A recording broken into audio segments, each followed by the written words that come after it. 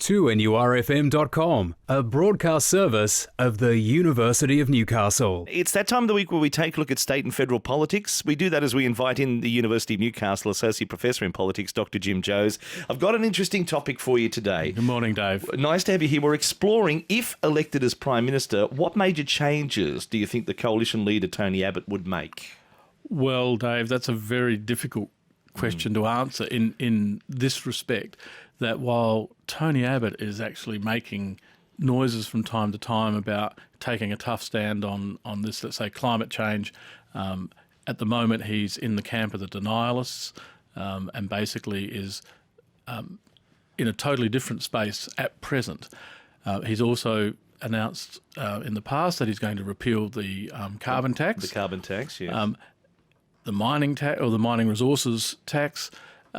He's going to take a tough stand and return the country to a really hostile or vigorous stand, shall we say, on asylum seekers and boats and so forth.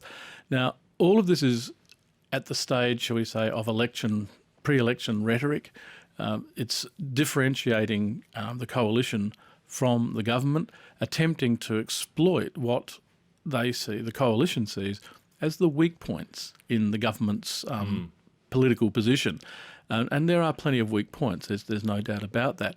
What this will translate into when they actually get into government remains to be seen. There are two factors here. One is whether this is, as I said, just rhetoric, and once in government they will temper that rhetoric with, okay, let's take a look at the reality now, and maybe we need to rethink these things. But the second point is that maybe if the, shall we say, the social media juggernaut and the print media and their blogospheres act in the same way that they have done with the Gillard government and, in a sense, highlight broken promises, etc., maybe the coalition under Tony Abbott might be held to these promises. I'm not exactly 100% sure just how tightly they will want to follow those promises. The carbon tax issue may be tweaked a little bit.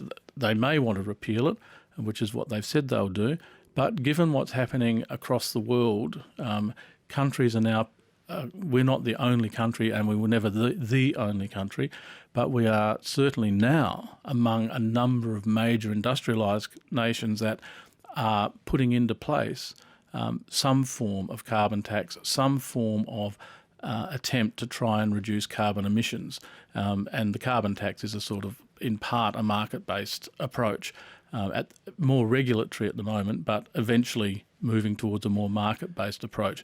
I suspect that an Abbott government, after some reflection, that government future government is likely to retain some form of carbon tax.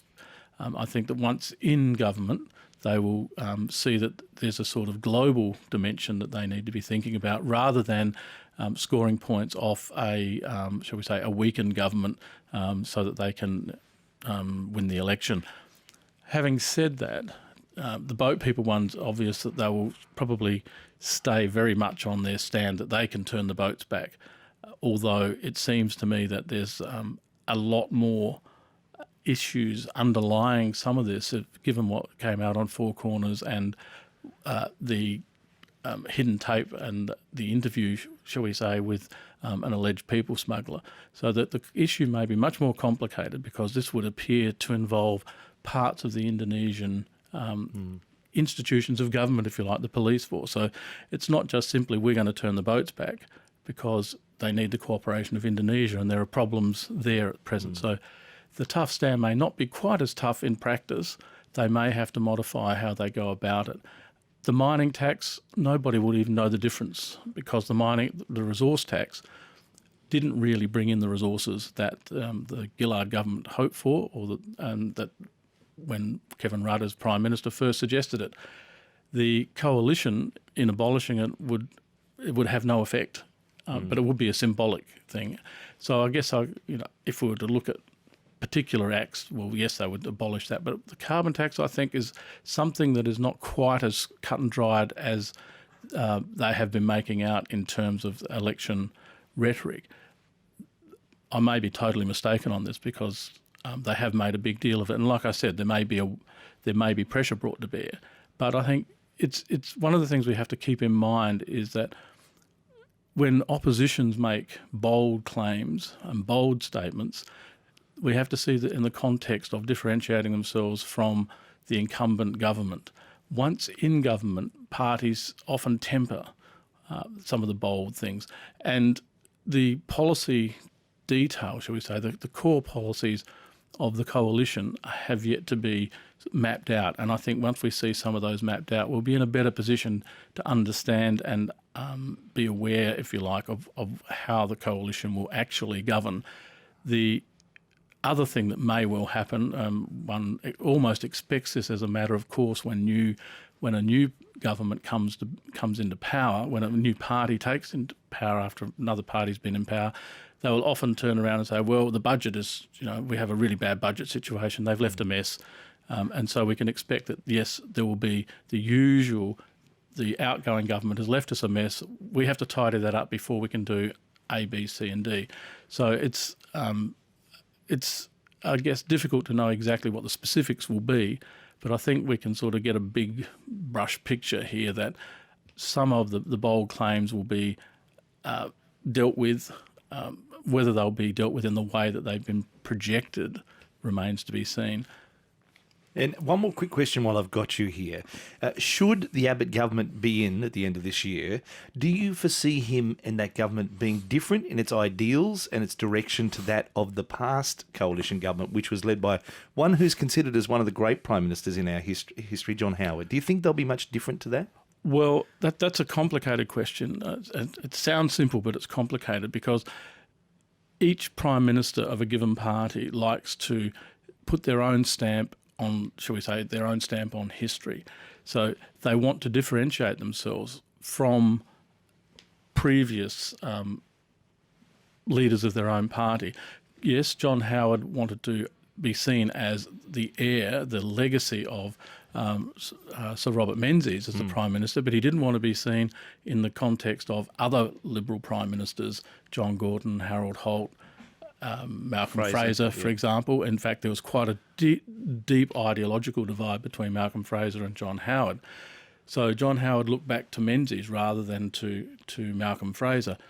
Who will Tony Abbott look back to? This will be an interesting thing, and maybe he will be more concerned to carve out a new space where he is not beholden or a clone of John Howard. And I think in some respects he will be wanting to differentiate himself quite clearly from John Howard, partly to put his own stamp and his own authority on a new government, but also to project a slightly different vision. Now, exactly what that vision and what its policy impact will be remains to be seen, because there's some flip-flop, shall we say, some moving backwards and forwards between the Howard style, the Howard type of policy, and no, we're not like that anymore, we're like this. Okay. So there's, particularly around the issue of work choices, labour relations, fair work, the coalition has to sell itself as not being work choices,